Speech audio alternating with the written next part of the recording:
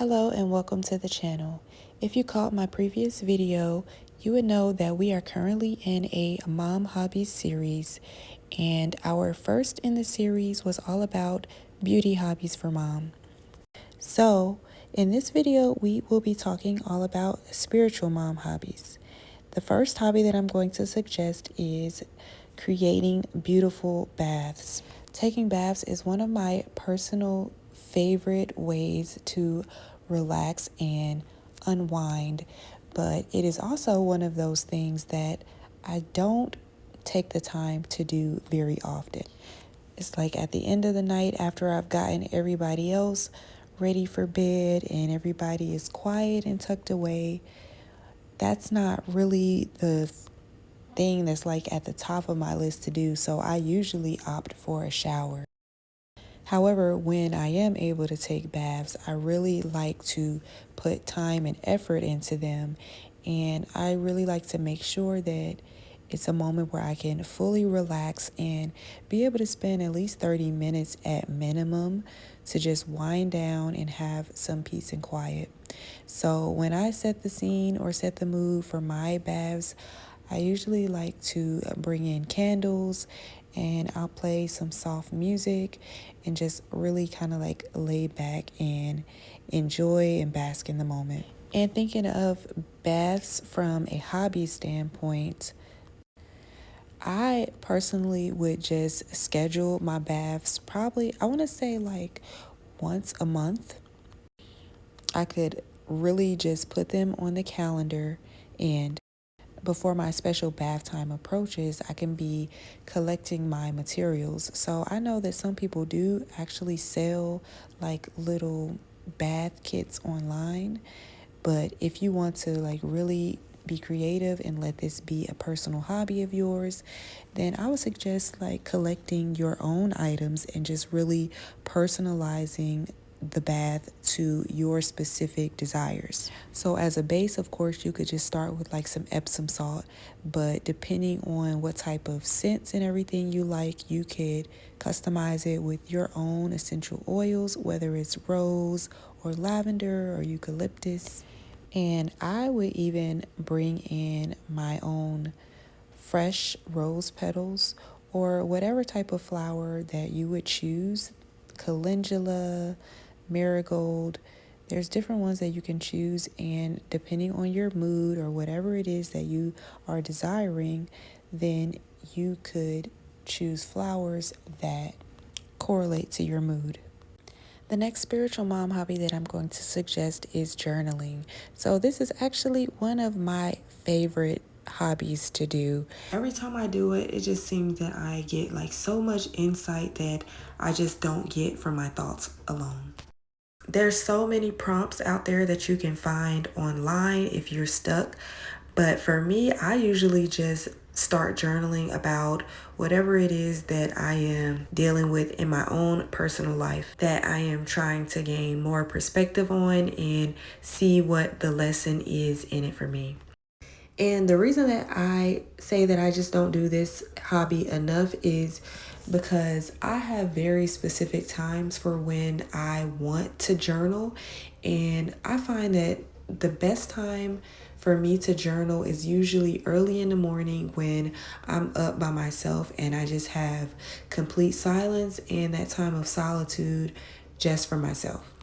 But it hasn't been happening for me as much lately because I am in a season of life where I'm not really having the easiest time with waking up before my kid. And that is because I have a young baby that I am still nursing. And some nights she has really good nights, but there are other times where I do nurse her multiple times throughout the night. So I was talking to my sister the other day and she was telling me, we were talking about journaling, and she was saying like we really have to get past this mindset of perfectionism where we feel like we can only do things if it looks a certain way. And I was like, you know what, this was really like an eye-opening moment for me because I was like, you know, I really do benefit so much from journaling.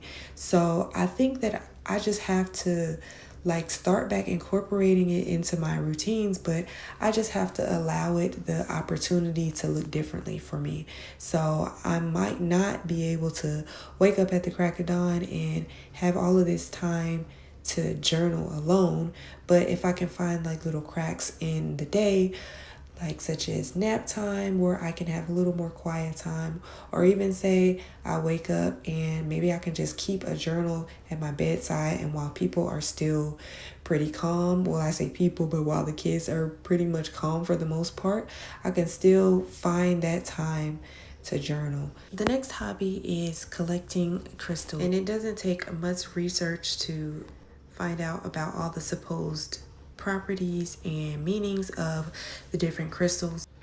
If you are someone who finds crystals to be beneficial to your spiritual journey, then I say go for it. As for me, I really just like the look of crystals. Now, at one point, I was like really heavy into collecting them, and they're just so beautiful. Like, you will never find two crystals that are exactly alike. And when I was buying my crystals, I did really like to find out about like the properties and the meanings behind the crystals.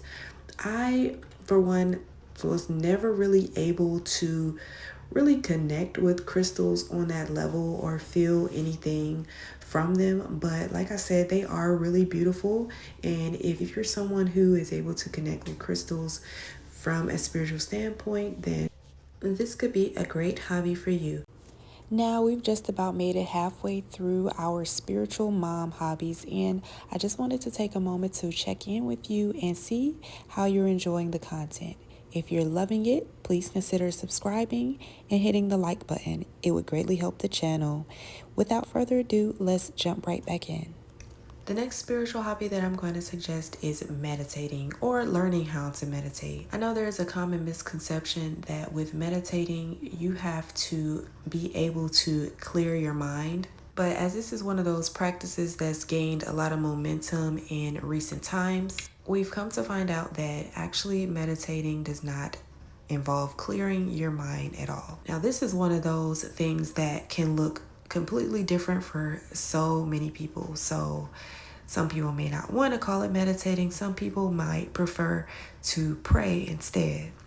I just like to focus on my breath, and I find like that this is really something that is calming and relaxing and also beneficial to the nervous system. I've always found it easier to just focus on my breath, and in recent times I actually found out the real importance behind taking deep breaths. So the importance behind it is that when we inhale, we are taking in oxygen, and what the oxygen does is carries out nutrients and vitamins throughout our cells. And to just put that in perspective for a moment, when you're in a situation of high stress, a lot of the times you will take shallow breaths, or you might even hold your breath, or not really breathe much at all. And the actual effect that that's having on your body is you're actually stopping that oxygen from fully circulating through into your cells, and you are cutting off the amount of nutrients and vitamins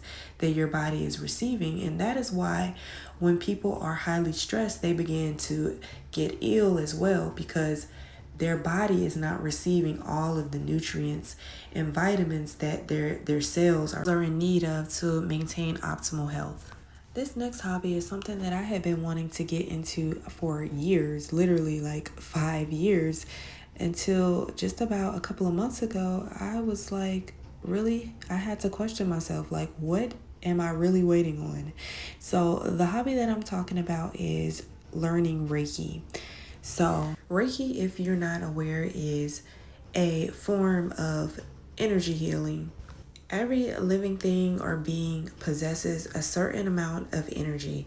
And as you know, energy cannot be destroyed, but energy can be transferred as well as manipulated. As of the time of this video recording, I am currently a level 1 practitioner, so I've pretty much just been practicing on myself as much as I can and practicing on my children. And when you practice Reiki, what you're pretty much doing is balancing energy. So as we go through life, there are times where our energy can become imbalanced, and that can affect us in different ways. And I don't know about you, but I am here to just have the most and get the most out of this experience that I can. So if that for me involves having balanced energy, then that is what I intend to create in my life. That is balanced energy. And when I do perform Reiki on my children, I feel like this is something that is just like a nice time for me to spend quality time with them and nurture them by way of my hands. And I know that they feel really loved when I do Reiki on them, because it's like a one-on-one experience. I do enjoy being able to share that one-on-one special time with each one of them. And it's not just for others, it's for me as well. So when I do it on myself, I do feel like I've done something of quality for myself. And I do immediately feel rejuvenated. What about you? Are you familiar with Reiki? Have you tried it before or considered it? If you have tried it, let me know how it worked out for you. This next spiritual hobby involves creating a very special corner or space for you to practice your specific spiritual hobbies. So, whether that is a space for praying or a space for meditating or writing out in your manifestation journals or whatever type of journal that it is that you keep. This could even just be a space for you to just simply have a little bit of quiet time. I know that space can at times be a factor, but this is something that does not have to take over an entire room. So for me, I realized that there was so much space in my closet that was just being overtaken by a lot of random things. So I decided to finally really give my closet a deep clean, and I was able to turn it into a space where I could actually be able to have a little bit of quiet time in there if I so desire. Now, you might not have a closet with extra space, but I would even say you could just use a small corner in your living room. Just get something that will symbolize that this is your specific corner, like maybe a special type of throw pillow or some type of cozy blanket. You could even keep just like a basket of some of your special items in there in that corner. Just something that would symbolize to your brain that this is my corner for my spiritual practice. What about you? Do you have any spiritual practices that you engage in on the regular? Let me know in the comments below. And that's it for this video. I hope that you all enjoyed it. I'll talk to you next time. And remember, you can be that mom and that goddess. Plenty more hobbies are on the way in this series, so make sure that you are subscribed. Thanks so much for tuning in. Till next time, peace.